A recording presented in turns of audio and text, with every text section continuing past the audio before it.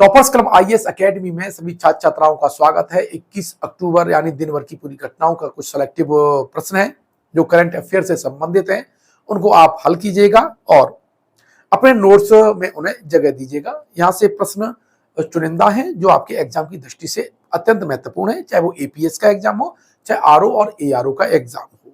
ठीक है, देखिए पहला प्रश्न हम देख लेते हैं क्या कह रहा है कि अंतर्राष्ट्रीय ओलंपिक समिति ने निम्नलिखित किस ओलंपिक के लिए baseball, softball, cricket, flag football और लैक्रोस और स्क्वैश को आधिकारिक तौर पर ओलंपिक गेम्स में शामिल किया है। अभी कुछ नए खेल ओलंपिक 2028 में शामिल किए गए हैं।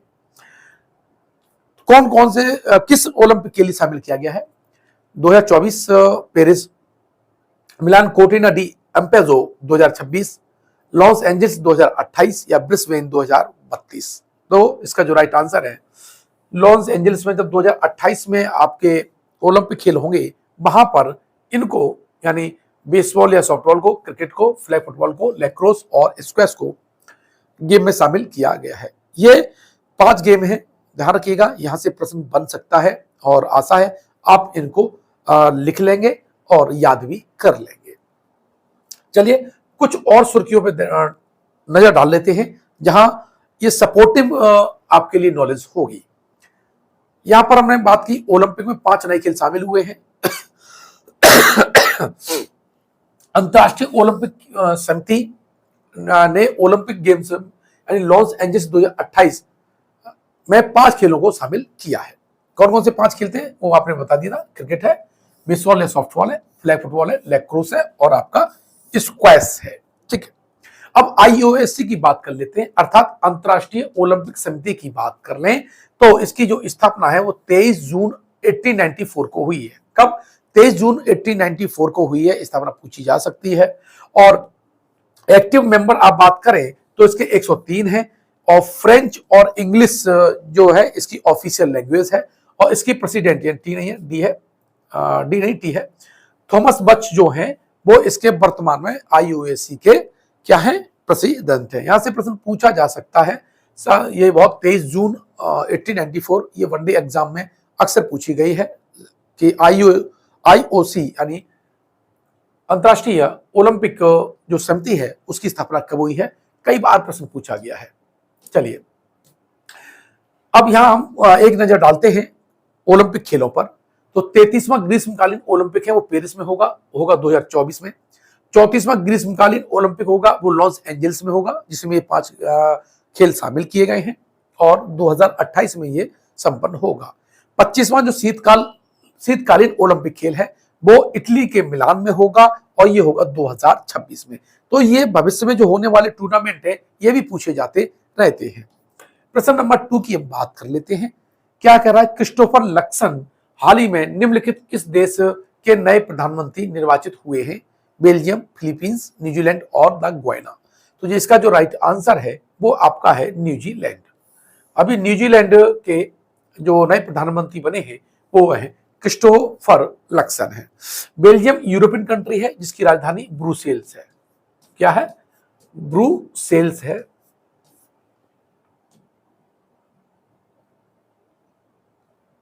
ठीक है, और फिलीपींस ये फिलीपींस एशिया का है। यहां पर इसकी जो राजधानी है वो आपकी मनीला है। मनीला में ही आपके अंतरराष्ट्रीय चावल अनुसंधान केंद्र स्थित है। ठीक है, और फिलीपींस में ही उसके पास में प्रशांत महासागर का सबसे गहरा बिंदु भी शामिल है। न्यूजीलैंड की राजधानी क्या है? न्यूजीलैंड की जो राजधानी है वो है आपकी वेलिंगटन। क्या है? वेलिंगटन है और ये विश्व की दक्षिणतम राजधानी है। क्या है? विश्व की दक्षिणतम राजधानी, विश्व की दक्षिणतम राजधानी है, ये ध्यान रख लीजिएगा। और न्यूजीलैंड को वैसे भी दक्षिण का ब्रिटेन कहा जाता है। गुयाना जो है वो आपका साउथ अमेरिका में है, साउथ अमेरिका का देश है जिसकी राजधानी जॉर्ज टाउन है। गुयाना की राजधानी क्या है? आपकी जॉर्ज टाउन है। ठीक, चलिए चूंकि आंसर हमारा न्यूजीलैंड है तो न्यूजीलैंड से संबंधित और तथ्यों को बात कर लेते हैं।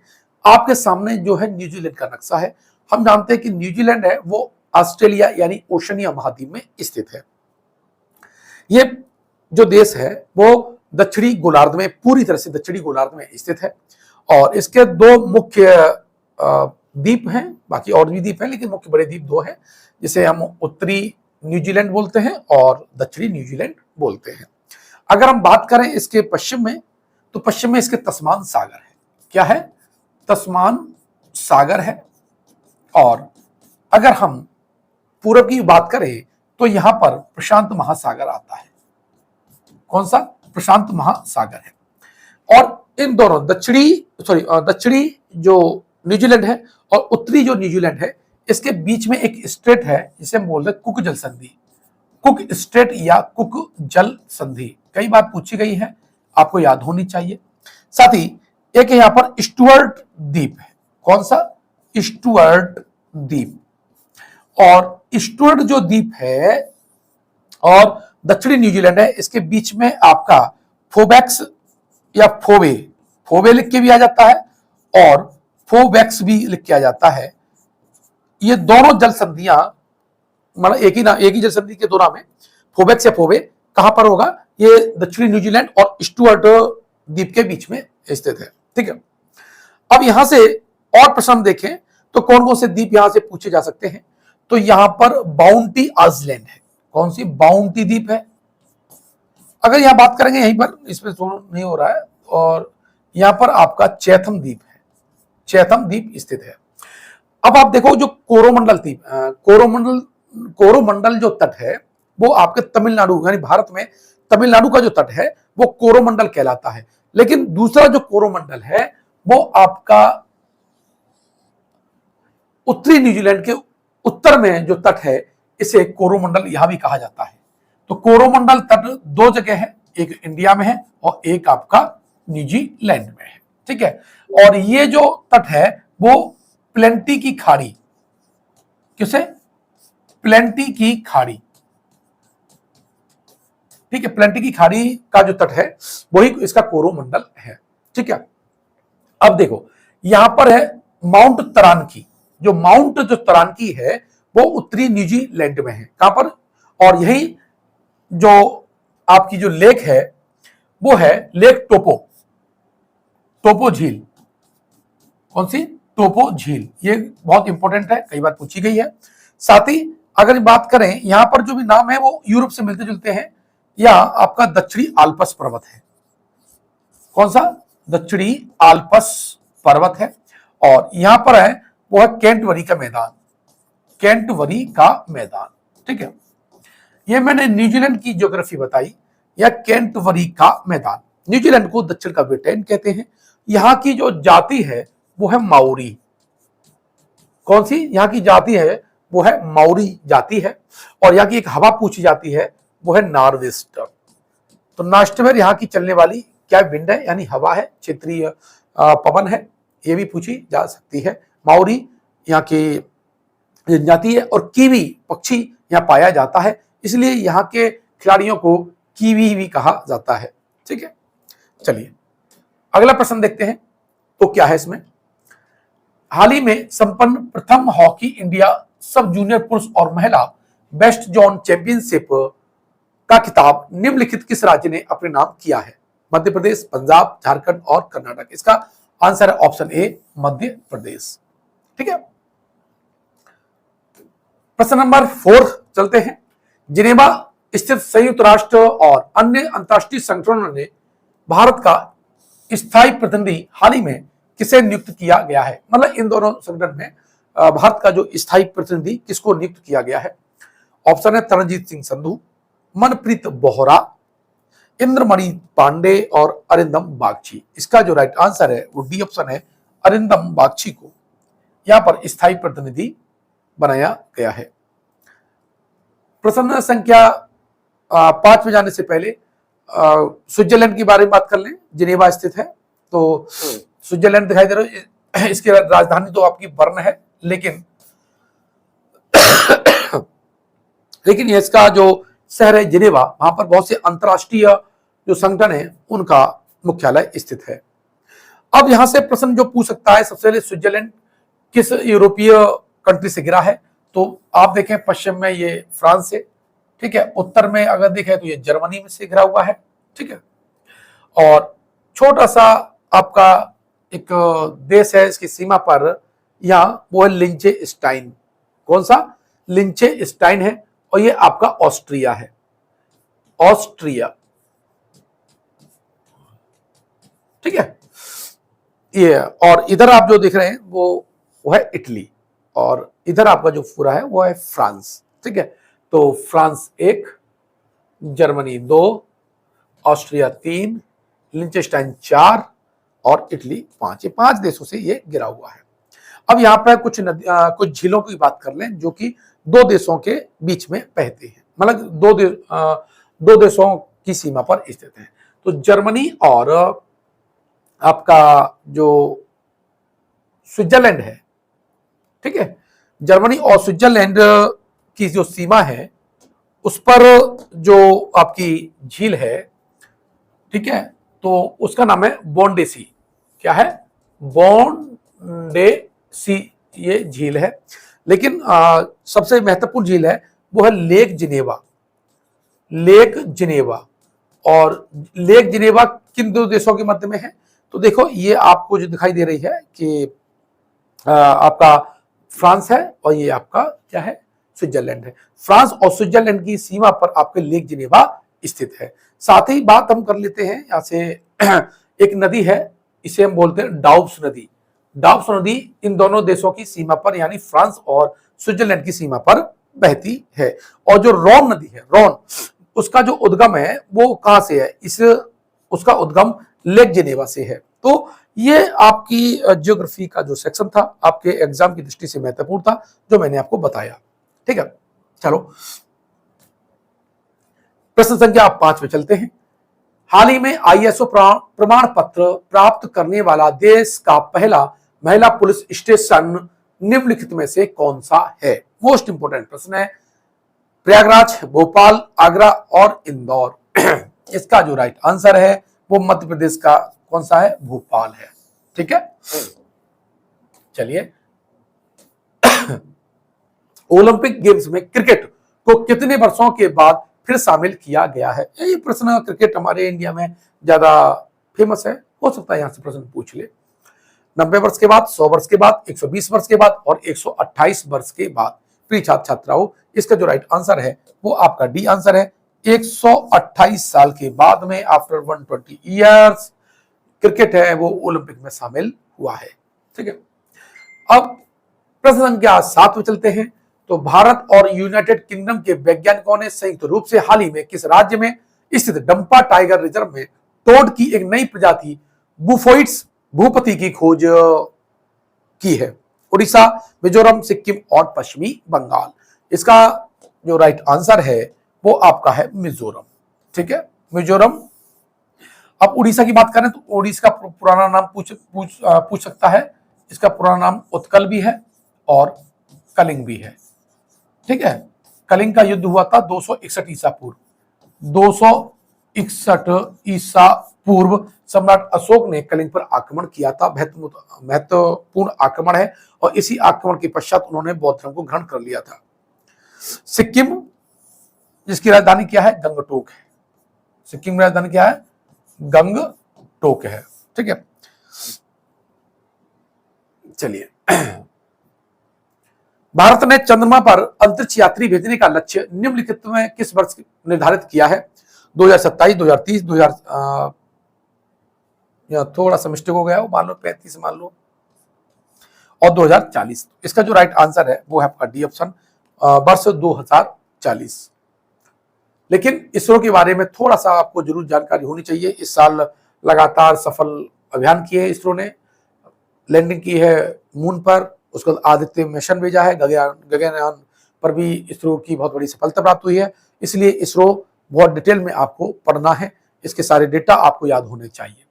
इसरो, ठीक है, भारतीय अंतरिक्ष अनुसंधान संगठन, ये भारतीय कैसी है? अंतरिक्ष एजेंसी है, और ये अंतरिक्ष विभाग भारत सरकार का एक प्रमुख घटक है।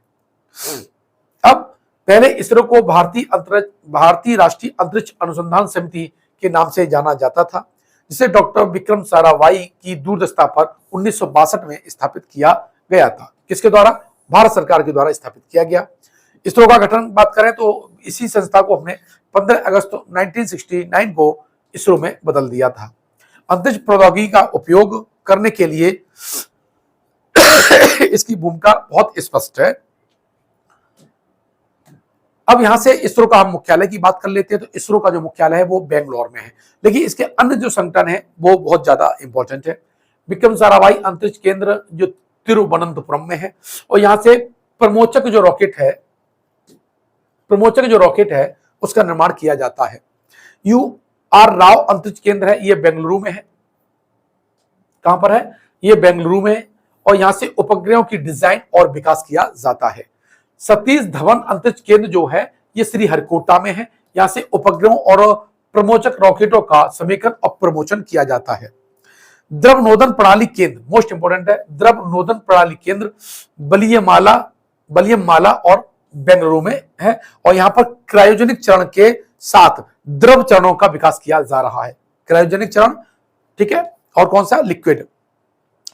अंतरिक्ष उपयोग केंद्र जो है सैक जिसे बोलते हैं, ये कहां पर है? अहमदाबाद में है। यहां से संचार और सुदूर संवेदन उपग्रहों के संवेदकों तथा अंतरिक्ष प्रौद्योगिकी के अनुप्रयोगों से संबंधित पहलुओं पर कार्य किया जाता है। राष्ट्रीय सुदूर संवेदन केंद्र का जो मुख्यालय हेडक्वार्टर है वो कहां पर है? हैदराबाद है। सुदूर संवेदन आंकड़ों का जो अभिग्रहण करना, प्रसंस्करण करना और प्रशासन करना इसका कार्य है। तो ये जितनी भी मैंने एजेंसी बताई हैं, इनके मुख्यालय कूट मिलान के लिए आ सकते हैं इस साल। और आपको क्या करना है नोट्स में, ये जो अंतरिक्ष केंद्र है और ये कहां पर स्थित है, ये आपको नोट कर लेना है। ये कूट मिलान के लिए RO, ARO या APS एग्जाम में पूछा जा सकता है। इसरो तो 100% है, किसी न किसी रूप में, चाहे वो आदित्य के रूप में, चाहे मंगलयान के रूप में, चाहे आपका चंद्रयान के रूप में, जरूर पूछा जाएगा इस साल। तो ये नोट्स आपका परफेक्ट रूप से बना होना चाहिए। प्रश्न संख्या 9 की तरफ चलते हैं। निम्नलिखित किस राज्य सरकार ने हाल ही में राज्य को नशा मुक्त बनाने के लिए मिशन होप इनिशिएटिव लॉन्च किया है? महाराष्ट्र, छत्तीसगढ़, पंजाब और उत्तर प्रदेश। अभी इस पर एक मूवी बनी थी, उड़ता पंजाब। पंजाब इसका राइट आंसर है। पंजाब में बहुत बड़ी मात्रा में अफीम और जो नशीले पदार्थ हैं उनकी तस्करी होती है। तो सरकार ने इस पर बहुत गंभीरता से चिंतन किया है और ये मिशन लॉन्च किया है। पंजाब की बात कर लेते हैं। तो पंजाब हमारा है, पंजाब का विभाजन हुआ था 15 अगस्त को 1947 को, है ना। तो इसमें जो पंजाब है, एक तो पाकिस्तान में चला गया और एक हमारा पास रह गया। बस ये देखना, अमृतसर के जस्ट लगता हुआ जो सिटी है नजदीक है वो आपका लाहौर है। लाहौर में ही जहांगीर का मकबरा है, और अमृतसर में हमारा गोल्डन टेम्पल है, पवित्र गोल्डन टेम्पल। सिखों और सभी समुदायों के लिए एक मानवता का संदेश देता ये टेम्पल है, ठीक है। बात करें डेनियल नोबोआ हाल ही में निम्नलिखित किस देश के राष्ट्रपति निर्वाचित हुए हैं? अर्जेंटीना, इक्वाडोर, उरुग्वे और कोलंबिया। तो इसका जो राइट आंसर है वो है आपका इक्वाडोर, ठीक है। इक्वाडोर दक्षिण अमेरिका का देश है। इसमें नक्शा आएगा, डिटेल में चर्चा करेंगे।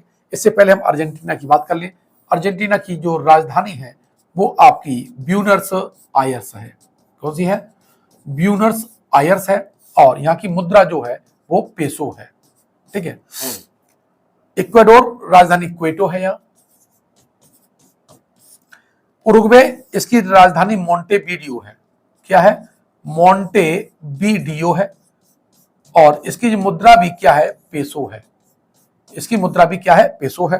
कोलंबिया, इसकी राजधानी बोगोटा है, और इसका नाम कोलंबस के नाम पे रखा गया है, बोगोटा, और इसकी मुद्रा भी क्या है? आपकी पेसो है, ठीक है। और ये पन्ना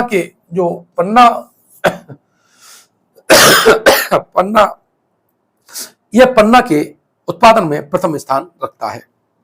चलिए बात कर लेते हैं इक्वाडोर की, बहुत इंपॉर्टेंट है साल के लिए। ये इक्वाडोर है, और इक्वाडोर की सीमा ध्यान रखना ब्राजील से नहीं लगती है। किससे लगती है? ये कोलंबिया है, ठीक है। ये आपका पेरू है। पेरू और कोलंबिया से ये गिरा हुआ है, और यहां से आपकी विषुवत रेखा गुजरती है। कौन सी रेखा? विषुवत रेखा यहां से गुजरती है। इसकी राजधानी क्वेटो है और इसके पश्चिम में गालापैगोस द्वीप समूह है। यह भी कई बार पूछा गया है, गालापैगोस द्वीप समूह किस देश के अंतर्गत आता है? तो ये किसके अंतर्गत आता है? ये इक्वाडोर के अंतर्गत आता है। यहीं पर आपका विश्व का सबसे ऊंचा सक्रिय ज्वालामुखी कोटोपैक्सी है। कोटोपैक्सी जो सक्रिय सबसे ऊंचा सक्रिय ज्वालामुखी है, और यहीं पर आपका चिंबोरजी भी है, चिंबोरजी ज्वालामुखी भी है। ठीक है, कोटोपैक्सी क्या है? सबसे ऊंचा ज्वालामुखी है। अब मुझे लगता है यहां से आपको ये जो तथ्य हैं वो समझ में आ गए होंगे।